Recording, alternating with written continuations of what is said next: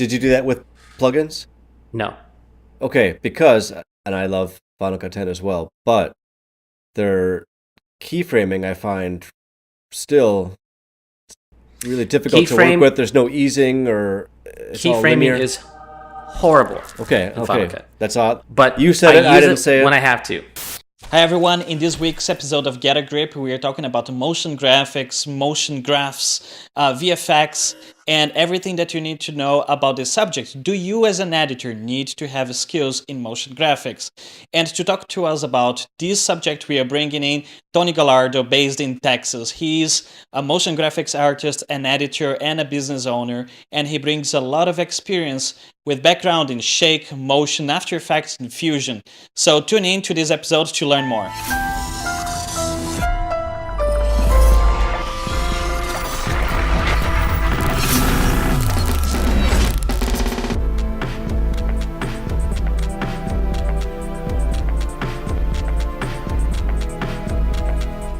As most of our avid listeners have noticed, we actually skipped a week in our episodes, and that is for sure because we have a lot of work to do. And Gabriel, you have a lot going on, right? How is it going there? It's going pretty well. Not only am I busier perhaps than I've ever been, I'm also selling our current house and moving into a new house. And then 3 days after that, I have to go to Hawaii for 10 days for a shoot. So everything's kind of moving up in the crunch time. So it's been crazy. Is there anything that you can talk about your Hawaii trip just before we get into the subject? Because, I mean, Oh, it's not everyone that gets to travel to Hawaii for work, right? it's for my so Tony. My biggest client is this company called Essential Tennis, and they're the world's largest online tennis training company. They happen to be local, and I've been with him for basically the duration of my business, about 6 years. Um, And so these Hawaii trips, they do a lot of what's called video review. So not only am I filming the event I'll be filming with 3 cameras, they are also filming on court with an iPad. And then they'll walk over to the student and show them what they're actually doing. Because what they found is the student will think they're doing whatever. And then when they actually see themselves on video, they're doing something completely different. So it's like this biofeedback training that after having shot a number of these events over the years, I can attest to the fact that it works. Anyway, this is this big one in Hawaii. This is the first one I'm doing that's not just in this area. Timing couldn't be worse for me, but it's a pretty exciting thing to be a part of. Well, I hope it's going to be a really good one. And of course, if those of you that are listening to this episode now have not listened to the previous episode, which was with Curtis Judd, you should definitely go and check it out. It's on iTunes, it is on Spotify, it's on YouTube. You can find us pretty much almost everywhere. And of course, it's always worth taking a look at the YouTube one because we are setting up our cameras. We look all pretty and handsome there. So, I mean, it's worth, trust me. And today we have an awesome guest here, Tony Gallardo. He is an amazing creative based in Texas, United States. And he's in San Antonio, if I'm not mistaken. Hey, Tony, how are you? Good. How's it going, Felipe? Thanks. First of all, thanks for having me on. I'm super excited. I've seen a couple episodes, and super honored. So thanks so much. Can you tell us a little bit about who you are, what you do, what your company does? Yeah, my name is Tony, and I have a little boutique kind of post-production facility here in Texas, and we mostly do short form work, advertising. So anywhere from 5 seconds to, the most 10 minutes. I have done a couple things at an hour or so, just very rarely. But usually it lives in the 30-second to 2-minute piece. So TV commercials, national, local, regional, and then videos. So like lifestyle documentary, but with a branded message. So I call them promo-mentaries. So all sorts of things like that. So yeah, from production to post-production. Okay, I guess you see probably a lot of vertical video requirements or requests coming from your customers today, don't you? Oh my gosh, this year has been the year for that. Last year, towards the last quarter of 2017, it started popping up, but now it is pretty much a regular to where any project that that I create or am involved in, there is going to be an aspect of we need to make this vertical and square. So that's now like I'm starting to change the line items in my bids to accommodate that. But yeah, it's here no matter what. It's so I've definitely embraced it for sure. Amazing. So, Gabriel, Yes, sir. you do a lot of motion graphics, and so does Tony. Me, as also a creative, as an editor, and someone that also has to do motion graphics, but don't really love it. I think we're gonna have a blast talking about motion graphics, motion design, VFX, applications, and all of those things. So, what do you want to talk about? How you want to start this conversation? Well, you just said that you don't do a lot of motion graphics, but you shoot and edit. Times are changing. Nowadays, we are expected to do a lot more than just edit. There will come a time, if it's not already, where we're all going to have to be sound designers and shooters and cinematographers and colorists and motion graphics artists. Motion graphics is, in a way, easier than ever, only because the tools are a bit more accessible. And there are, with the internet, of course, we have lots of great tutorials showing you how to get started. And it's just an unavoidable thing. So I think I wanted to talk about what motion graphics are to start out with. And Tony, this is the reason we brought you in, because Felipe says I do a lot more than him, but I have a feeling you do a lot more than me. So why don't you jump in and kind of break down for the audience what motion graphics are exactly? Yeah, I think I remember starting in the late '90s, and motion graphics was definitely not what it is today. It was more of a necessity, right? It was we need to communicate information, so we are going to do that not only through a visual, somebody speaking or a voiceover, but now we're going to put some text on a screen, and it's going to give a price or it's going to give a date. But it was very factual, right? You did have like movie intros, but they weren't quite the same, and I think they were in their own little silo, if you will. But for the most part, the advertising, the corporate space that I lived in, it was very factual based. And somewhere like in the early 2000s, I want to say it was around the time the movie Seven came out, that something changed and people started really seeing the idea and the power of motion graphics, not just as like a factual based commodity where you can just put prices up or information up, but now you can actually start to tell a story and you can be creative. And there was like this artistry that started to come to these graphics that had movement. You come from the print world and you do graphics, you got to put big bold fonts on a whatever, right, for print, letterhead or whatnot. But now you have this medium where you can move and you can guide the eye, and you can not only use colors, but you can use sound with it. So I think the early 2000s, especially for me, is where the explosion of like After Effects came along.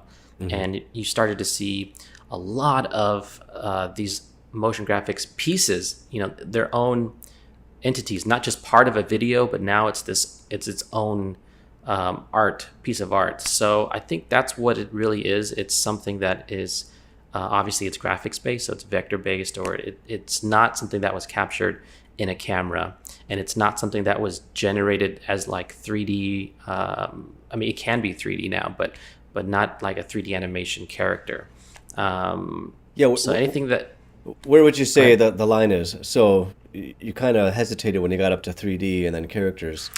Well, where is that line between where motion graphics ends and visual effects begins? Well, I think visual effects is always the amalgamation or the marrying of something that is not to something that is, right? So like you want to put a spaceship or an explosion into a piece of footage that was captured, right? So you're manipulating and trying to smoke and mirrors to say that this is real, this happened. So I think that's always going to be the case for visual effects, and that can apply to motion graphics as well, right? You've seen like there's a movie with Will Ferrell, and I forget the name of the movie, Stranger Than Fiction. Yes, a great movie. And that actually was a great marriage between motion graphics and visual effects, because all the motion graphics were in screen, in the environment, right? It was very factual data, but it was more of a visual effect because it was 3D camera tracked and it had shading and all sorts of different things. So motion graphics is separate because it's conveying information. It doesn't have to be integrated necessarily into a live action piece that has to fit in that environment. It can just live right on top of the screen. Whereas visual effects, you are trying to smoke and mirrors and convince the audience that these two separate pieces are now as one. So I think that's where the line is at. But it does get blurred because you have motion graphics now. I mean, look at all the Marvel movies, right? It's just filled with HUDs and screen replacements. So, there's a whole thing of motion graphics for those screens, those UI designs, and then they have to get, integrated into the scene. So there's still a line there, I think, where you need somebody, a compositor who does visual effects to integrate those motion graphics. But with 3D, it is changing, right? You have 3D animation, and 3D animation now does a ton of motion graphics. And now you can do 3D animation and make it look like 2D animation. So that's an interesting piece. But again, I don't think that it's visual effects. It's just you're just using something that could be used for visual effects in a different way for motion graphics, if that makes any sense. Historically, who would do those composites and those animations would be an actual animator, a motion graphics artist, and it still is the case today, right? But something is changing to the industry. Suddenly, me as an editor, I'm starting to be expected to create motion graphics, and if I don't, I probably won't get the job. How you guys, Gabriel and Tony, why is this happening? I think it's partly because of the proliferation of video and how much video content is being created. So there's just a demand overall for more content. I think it's also a lot of our editing tools getting cheaper and more accessible and faster, which means we're able to get the job done quicker. And deadlines are shrinking, so things are getting out the door faster. I just think this may not be the reason why it came into being, but I think now it's like you need a reason to justify why you're getting paid. So learning those other things is, like you could be the world's, yes, it's true, you could be a Roger Deakins, you could just be, a DP, cinematographer. I don't think Roger Deakins has any need to do motion graphics, but he's the exception. I also light. I'm no Roger Deakins, but I don't pay my bills just because I have some lights. Probably half of what I do is straight motion graphics, no video at all. I actually would prefer it if that weren't the case. But it's kind of an unavoidable part of what I do. I mean, if at least half my income comes from it, I'm going to keep doing it. And if I'm going to keep doing it, I want to keep getting better at it. So it's just like, as much as I'd like to steer away that direction, I can't. It's just the demand is there. And if I have a client who often wants motion graphics and I say no, well, I might lose all that work from that client. So it's one of those things. And also, I think the audiences they pick up information much quicker now than they used to. And as Tony mentioned earlier about, it used to be just dates and facts on screen. Well, now we can relay so much information visually with motion graphics, whether it's integrated with video or not, that it's just created this demand for more of that type of information.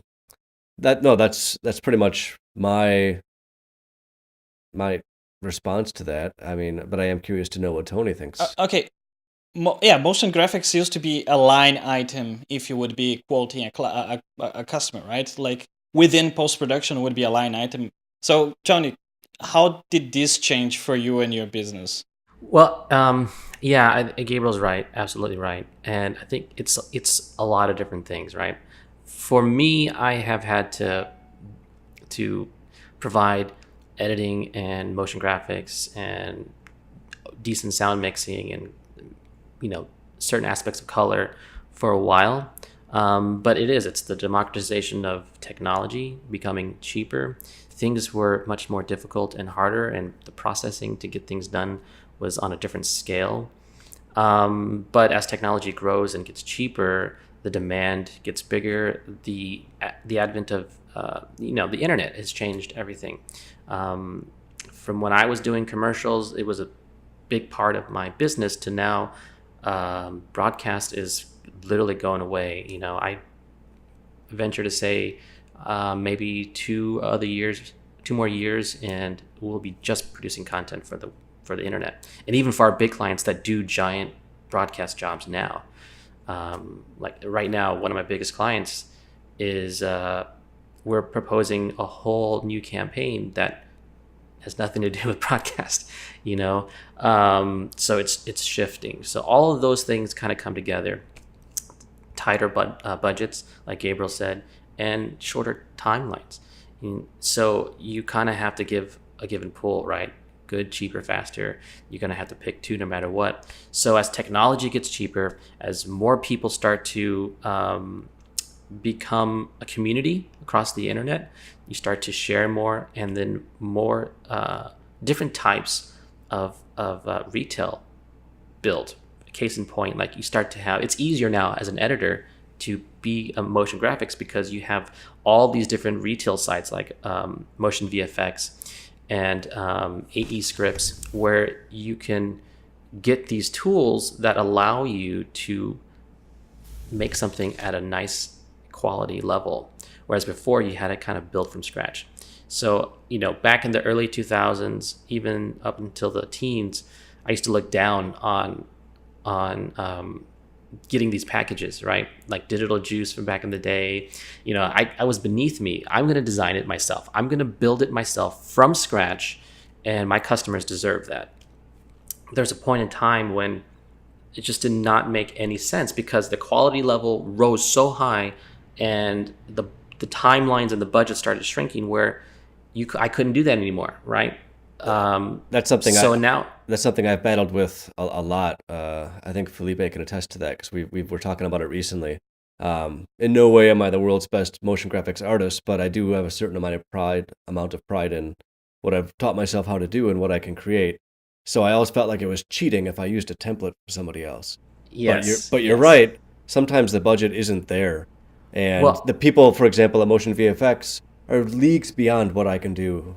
yeah. So why Yeah. not? In a way, am I hurting the client by not giving them something that's leagues beyond what I can do? Absolutely. And this is something that I was actually going to say. Like Tony, you're saying that budgets are shrinking. You need to get things done faster, but actually, decent looking motion graphics still takes time. Oh, yeah. And it's Oh, time yeah. that a lot of us don't have, or maybe don't even want to spend. And then going to websites like Motion VFX and others really give you the chance to go there and deliver that high quality motion graphics that the client is expecting.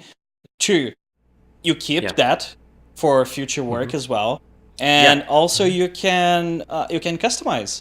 So if there is something that you don't like about it, you can go there and change it, and at least half of the work is already done for you. It happens a lot for me that I buy something from Motion VFX, but there is a specific control or something specific on screen that's not there. It's not published. And I go there inside the project, I save it as a custom version of that. I publish what I need to publish. Sometimes I publish a lot of more stuff, so I can actually customize everything within the NLE. And at least me as an editor, that I would say I don't really have creativity to create from scratch, like design motion graphics. I can get those and work with them. So then I'm able to actually offer that as a service for my clients. Yeah, absolutely. And it's really down to thinking of it as a business, right? So what am I going to give my time? Because that's the most valuable thing that I have. And where can I creative direct? Where can I do my design? And then where can I, bring in somebody or bring in a product like Motion VFX? So if my budgets are shrinking, my timelines are shrinking, but technology is getting much more efficient and quality level is getting better, then it's in my best interest to watch my profit margins and to deliver something to my client that they're going to love. And I can't produce that quality work in that period of time. So, I just did a job, small budget, motion graphics, but it was the same thing, motion VFX, and that's a whole different animal because it's for Final Cut and it's motion, and I love that, how you can, like you said, Felipe, you can just go in there and customize, and I'll do the same thing. I'll just re-engineer everything that they do for what I need, but it's still theirs, but just how I need it. And then I just did another motion graphics piece where I did everything and I designed it all in Fusion, and it's all custom. So, but that had a budget for it, right? So that gave me the time and the money to be able to do that versus the other one didn't. Does my client know? No, they don't know. They just know that for their client, it's an ad agency. For their client, they're happy, and I produce something within time and on budget. So I think it's a balance, finding that balance. And that's actually a great segue into which applications you're gonna decide to use for graphics, right? Because me and Gabriel, we edit on Final Cut. So if we can work with motion, that's great, because then you can edit stuff within Final Cut and you don't need to be hopping in between one program and the other. Gabriel also does a lot of work on After Effects. And then you also have Fusion. But each one of them have a level of things that you can do and a level of time that you need to invest in them to achieve a certain result, right? And a different financial barrier to entry for each of those programs as well. Yeah, Apple's one tends to be quite cheap. It's all about education and spending $50 on the application. Fusion, it is even cheaper because you can get it for free. Right? And Tony, you've been doing a lot of work on Fusion, right? So let's do this. This is not supposed to be a fight between applications, but a healthy weighing of strengths and weaknesses between them. I guess, Tony, between the three of us, you worked on the three of them, right? On the three major ones: Motion, After Effects, and Fusion. Can you just lay very simply what are the differences between those applications? And then I'm pretty sure Gabriel is going to just come on top of it. We'll see.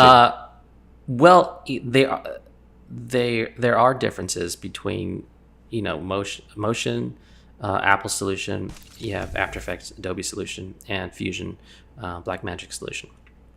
You can do great quality work out of all three. Obviously, After Effects is the king of motion graphics.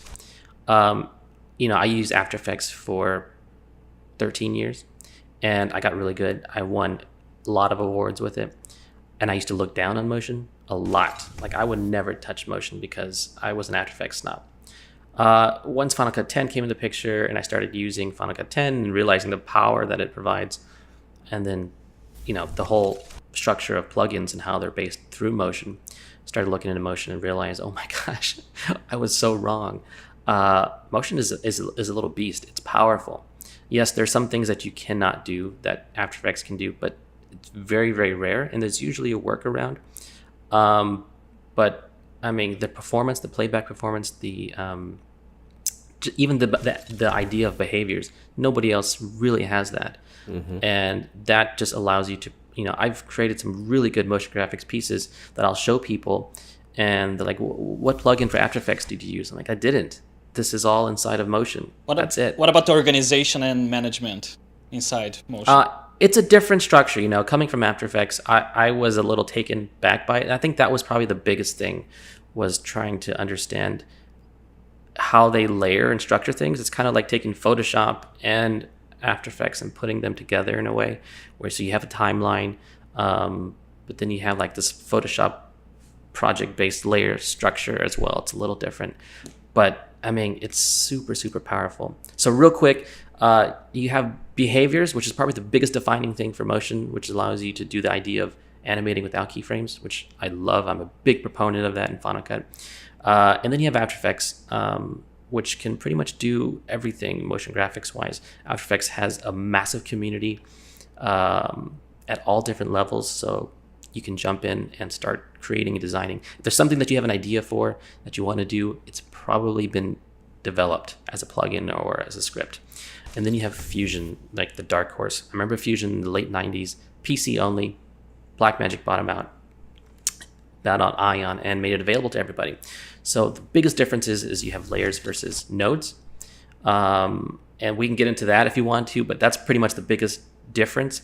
And for me, the biggest difference was a financial thing when I went solo as a freelancer. I realized if I'm going to continue with After Effects, not only do I have to have a subscription, but I need to buy a plethora of plugins. So at the time, I didn't have the $2,500 I needed to just buy for plugins, right? And that's not all the ones that I wanted. So I started looking into Fusion. Fusion, when you hear the word free, you kind of go, what?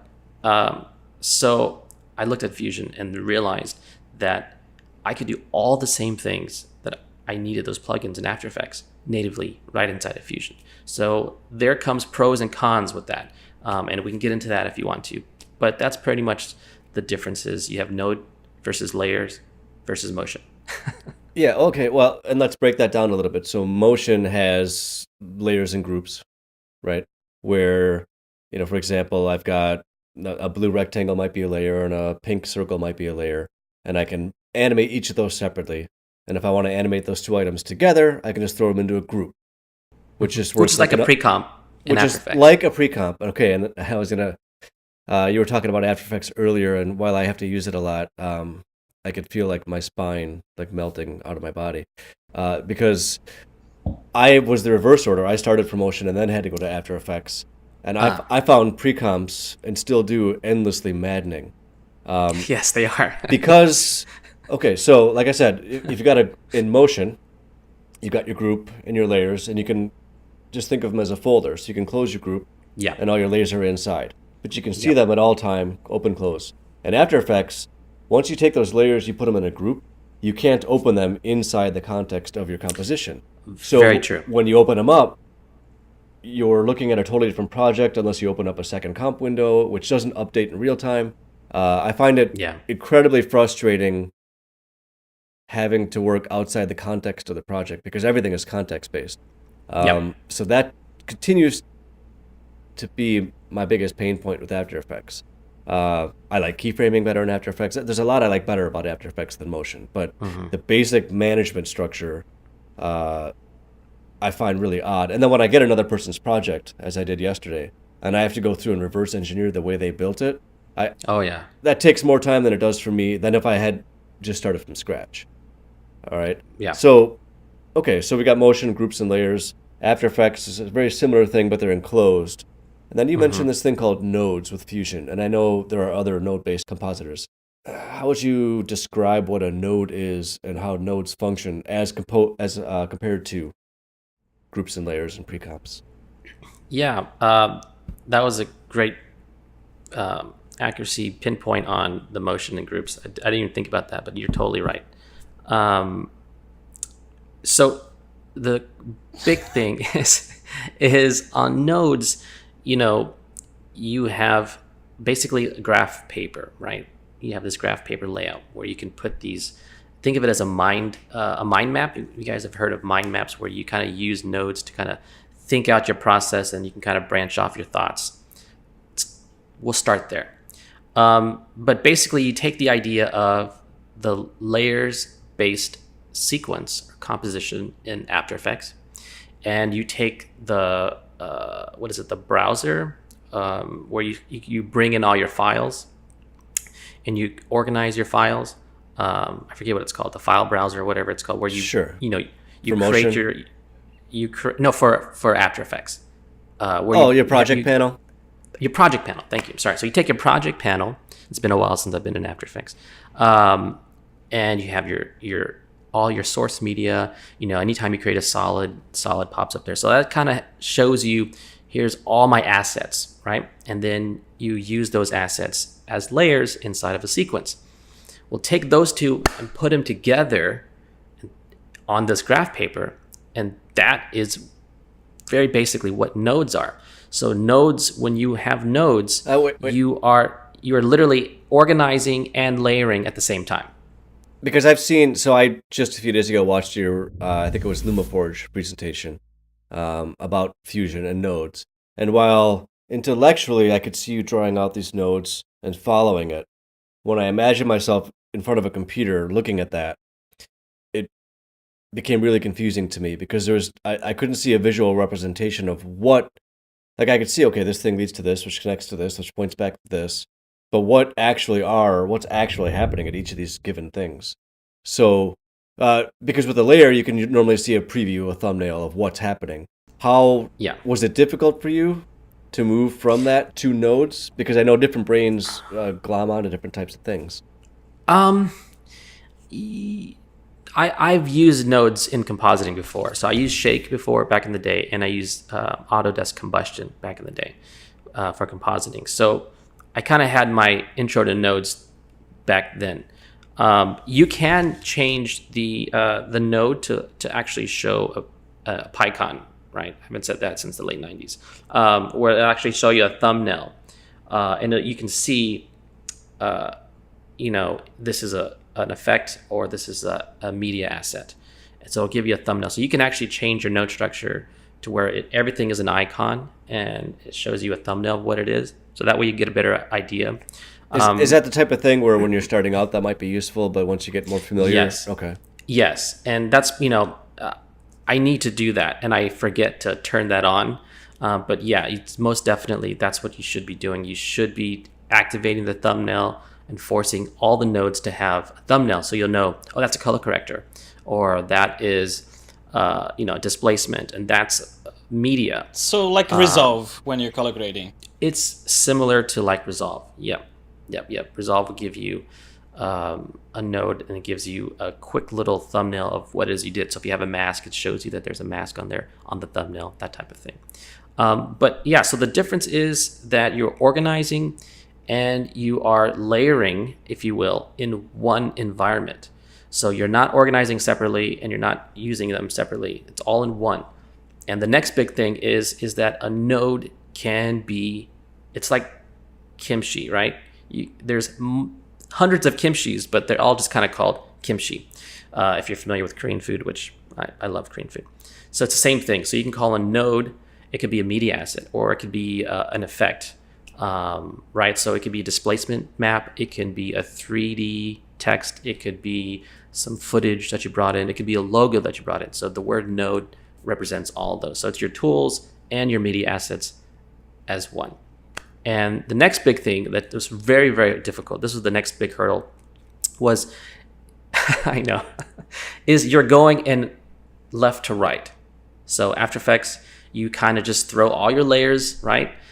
And it just kind of sees everything, but you actually have a specific flow. You have a pipe and you're running your water through that pipe. So you have to build in that way to where, okay, my water reservoir is going from point A to point B. Now it's going from point B to point Z.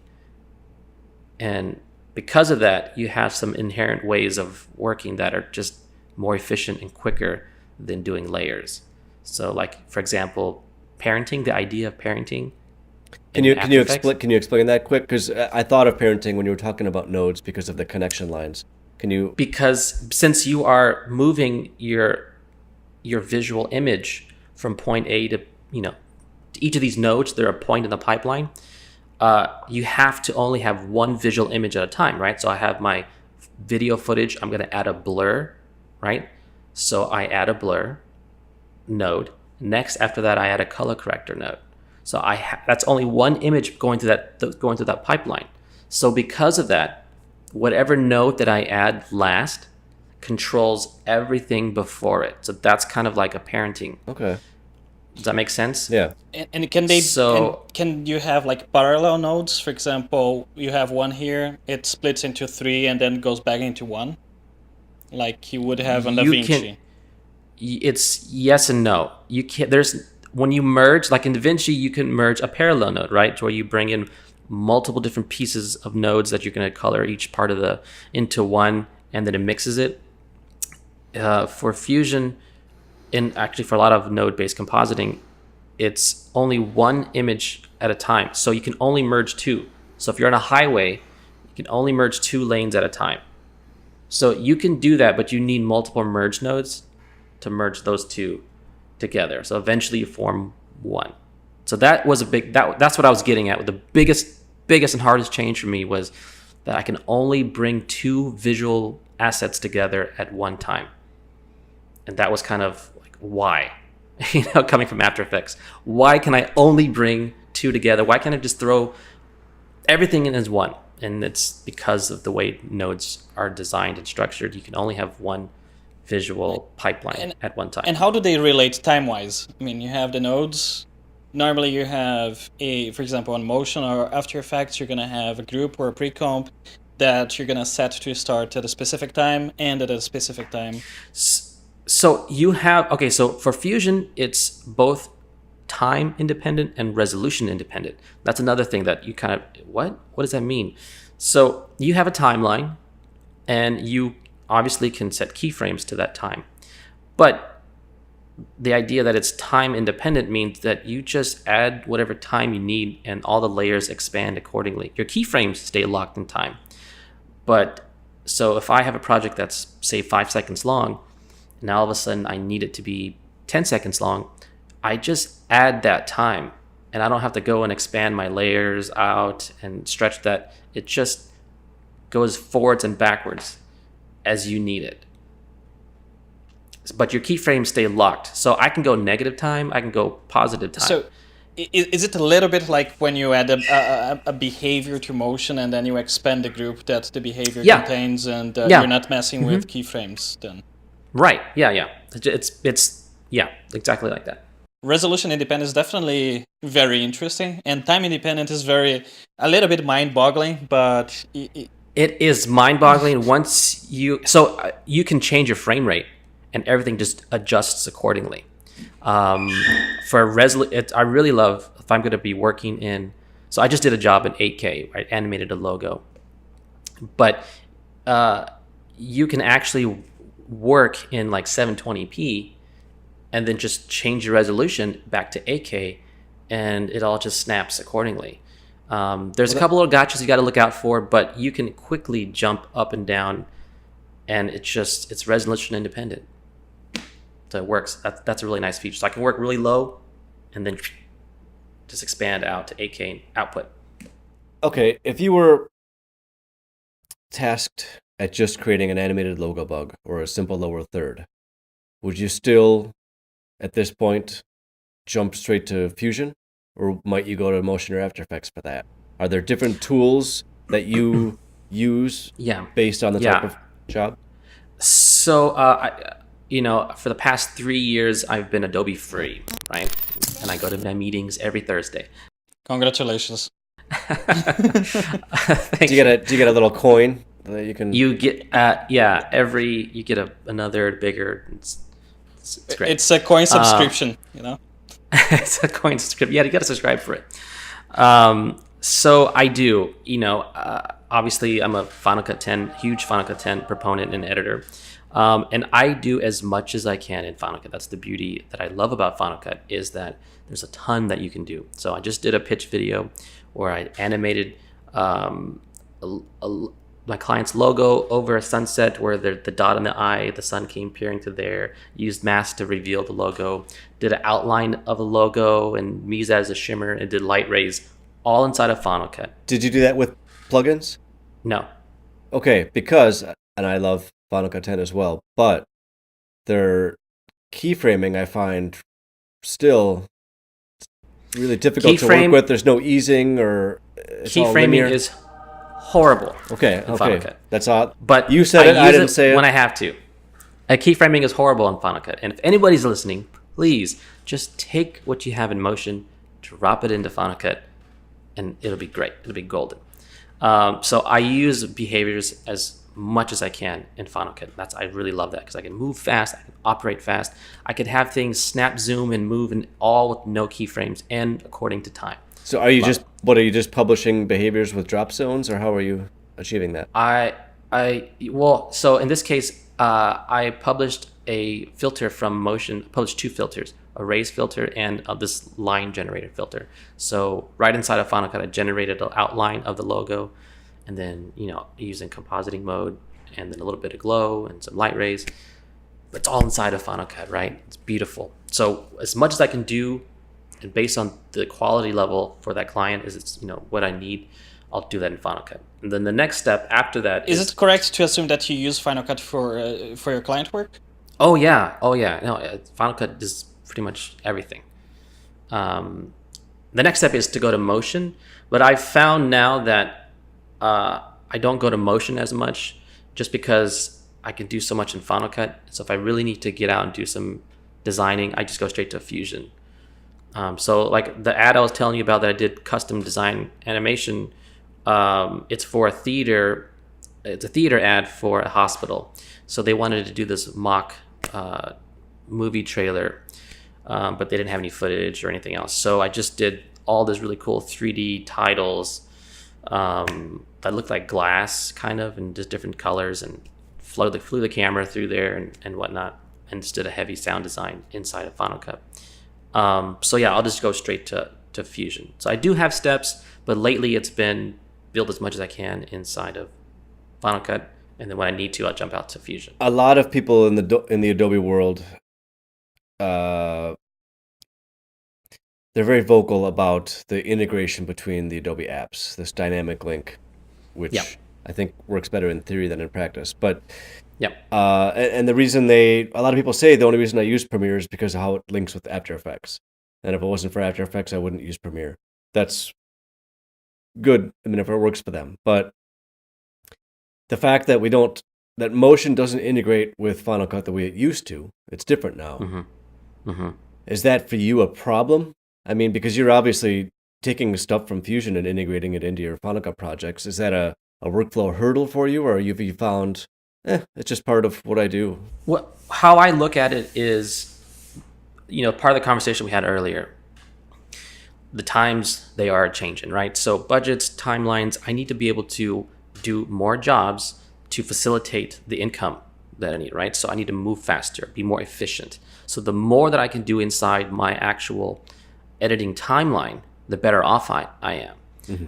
So that is my approach, and I've really embraced that idea. At first I was bummed that you couldn't do that, but I much prefer to build and design a tool inside of Motion and use it in Final Cut, because it's there. I can time it out. If I need to make an adjustment, I make the adjustment right away. So that means less clicks outside into another app, less rendering, less everything. So changes become much more faster. Yep. And it's easier for my other editors to be able to I don't have to worry about them. Do you know After Effects? Do you know Motion? Do you know Fusion? They know Final Cut. So they can jump in there. If they have problems, then I can show them. But it's one app, and they can make changes faster. So I don't have to do that stuff. So I really embrace the idea of building and designing tools to use multiple different ways inside of Final Cut. Okay. Just so we're not accused of being huge blind Apple fanboys, what are some of the things that Motion lacks that you prefer previously in After Effects and now in Fusion? It's been that's a good question. I remember there were a couple of things. There's something, and you're going to have to help me. It's been a while. The last job I did, it was something to do with, I needed to really do a pre-comp. The closest thing I could do was cloning, but cloning wasn't the right thing, and I forget what it was, but it did kind of give me a big, big wall. I can't remember what it was. There's tracking inside Motion is really not good. It hasn't been really updated. Yeah, if Apple could do planar tracking and camera solving, game over, really. See, I like the sound of that. What do you mean, game over? Well, what can you do? Maybe change its or add to its particles. It's got a great base to jump from, right? It's got a good replicating system. It's got a lot of really cool, interesting ideas. So just take it to that next step. Make it to where we have better, deeper access to some of those things. The reason I perk up when you said game over isn't because I fundamentally have anything against After Effects. Like I said, there are things about it that I love compared to Motion, which is the other one I use. What I don't like is that everybody just assumes still today that if you do motion graphics, you must be using After Effects. and so I don't like that it's like the Kleenex of tissue, It's powerful. It's there's no doubt, right? It's the king of motion graphics, and it rightfully is the king of motion graphics. Well, is it because it currently, or because of its history? Both. Okay. There's a lot of things you can do, right? So you have to buy plugins. I don't want to buy plugins, but when you buy those plugins, you usually get a plethora of really good presets. So you're not going to get that on the other side. You're going to have to kind of build yourself. So there's that balance, right? You can really buy a plugin and jump right in, and you get really good looking results. But you have to base After Effects right out of the box. Doesn't come from block. Right out of the download, it's nothing, So there's that balance of what do you want to do to invest your time into versus base motion. I mean, you've got it all. Okay, and so what does it happen? What happens when another company goes there and uses the motion engine that is inside Final Cut, that is in motion? I mean, you don't need to have motion to have the motion engine there, and creates a much bigger environment in which you can work on things on motion graphics, such as Motion VFX does with M-Object, and they are coming out with M-Object 2 very soon. What happens then? Because they are bringing probably Mocha Tracker inside Motion. They are bringing a huge 3D environment. Motion already has 3D environment, but you can't load Cinema 4D objects and things like that. And M-Object 2 can load a bunch of different 3D objects and projects that you can make in other applications. What happens then when you have Final Cut, Motion, and then one extra plugin that's going to add all of that for you? Game over? Yeah, it is, because there's performance hit for sure. You have to be at that point, like we kind of talked about earlier, the lines of defining who we are and what we do, they're not getting blurred. I think they already blurred, but we're at the point of them vanishing, right? So just like you have an expert at a certain level in Hollywood who really only does one thing, those lines are being blurred. So you have the real world out here where we're doing corporate, we're doing advertising, we're doing videos. We have to be able to do everything. But now it's becoming less and less for me for the need to hire out a 3D artist, right? Why? Because the tools are being democratized. Now, can I design something as good as that 3D artist? Well, no, I can't. But I can design something that's good enough, or maybe good enough for that job with the help of a preset.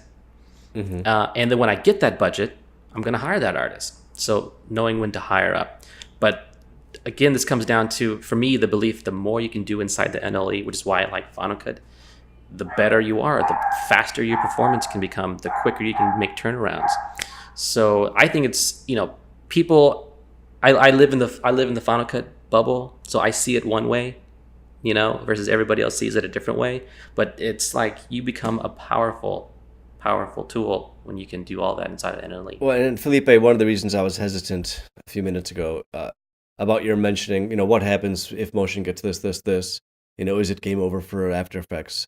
I don't think so, because as Tony just mentioned, Final Cut can do all that stuff already, and it hasn't been game over Premiere or game over Avid.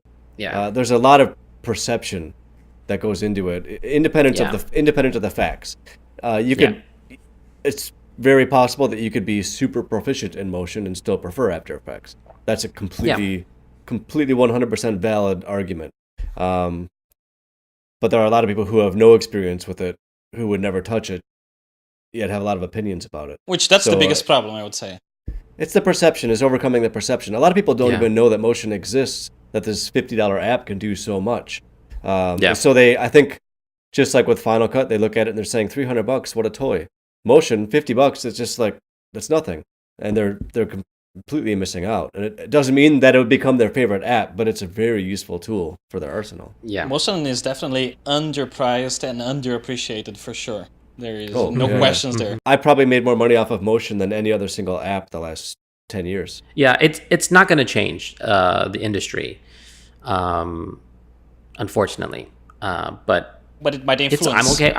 I'm okay with that. You know, it maybe hopefully the influence will keep growing. If it kind of feels like the acceptance of Final Cut in general over the past 2-3 years has risen a lot, and people who were once, you know, turning their backs are not kind of looking over their shoulders, or at least trying it out. So that will come with time. I mean, the beauty of all this is that use it, right? I mean, bottom line is that it's the person behind the tool, behind the mouse, so to say. So use DaVinci, use Adobe, whatever works for you, do it. Especially with the price points now, it's like, why not? Well, one counterpoint to that argument is, for example, the only reason I have to use After Effects is when I have to deliver the After Effects project file. So I'm stuck. Yeah. You know, I'd prefer Motion for a lot of those things, but I have to do that. So what advice would you give for people? Because, you know, for us, most of the time, maybe we can do it all in-house, keep it in-house. It doesn't matter what we use. But a lot of people don't have that luxury. So, I'm not on Adobe, don't have After Effects, don't have Photoshop, no Premiere. We primarily use Final Cut 10, and we use Motion and DaVinci Resolve and Fusion. Yep. It's pretty much what we use. So a couple years ago, I had a job where I had to create some bumpers for one of my clients. They had another local production company that was doing small videos, but I was going to create these bumpers that would live for these videos for them to do. So I did. I created them in Motion. But I first asked, okay, here's the process, here's the workflow. I'm going to give you the assets. I'm going to give you the mats for the assets. Okay, great. Send it off to them. And they couldn't figure out how to make mats work in Premiere, so they quickly emailed saying that everything that I did was wrong and messed up, and the client came screaming at me. So I said, let me talk to them first of all, and realize you don't know how to enable mats inside of Premiere. Here's a YouTube video from a 15-year-old teaching you how to do it. But they asked for the assets, for the After Effects assets. And I said, I don't have After Effects. I have Motion. I'm more than willing to give you the Motion project files if you want, but you are taken care of with the mats. I gave you clean, beautiful mats. Here's a video. Watch it. They did, and it worked. So I usually upfront about that with all of potential jobs where I might need to share that information, or they might want it, to let them know we're just not on After Effects. We do this in Motion, or we're going to do it in Fusion, or we're going to do it in Final Cut. If you want the project files, you're more than welcome to have them. But, you know, at that point, it's up to you to figure out how. And the beauty of that is that they usually say no. So that just means that I end up doing all the changes and can bill for that. Yes. So as a business, it works out, everybody. You should switch to what everybody's not using. So we should all be cutting in Vegas and... Yeah. Okay. Oh, sure. You can Windows do that. Movie Maker, man.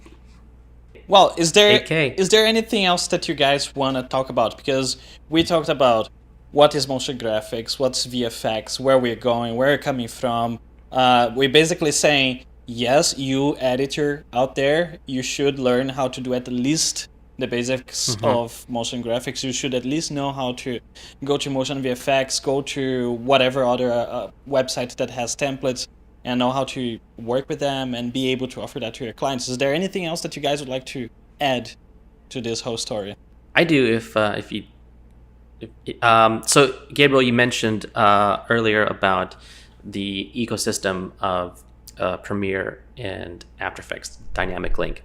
So I'm not a fan of Dynamic Link. I feel that it offers too many points in the chain to potentially break. Agreed. It usually does. I'm a big fan of rendering and then bringing that in. So, you know, I've been using Fusion and Resolve, and now Fusion and Resolve are together. And I think that is one of the biggest and greatest things for Adobe users, because it is really the proper dynamic link, if you will. The ability to jump from an edit page and then jump to a visual effects or motion graphics page. It's very, very seamless. You're not leaving the app, you're inside the app, and you can, I'm not sure how to explain it, but they've just kind of done it right. It still has bugs, it still has problems, but the underlining theme and idea, the structure is right. And I've done full jobs editing, motion graphics, sound design right inside of Resolve. And it is, I think it's going straight after that paradigm of Premiere, After Effects, Audition. And every time that I show an Adobe user, the eyes start to get bigger and bigger and bigger.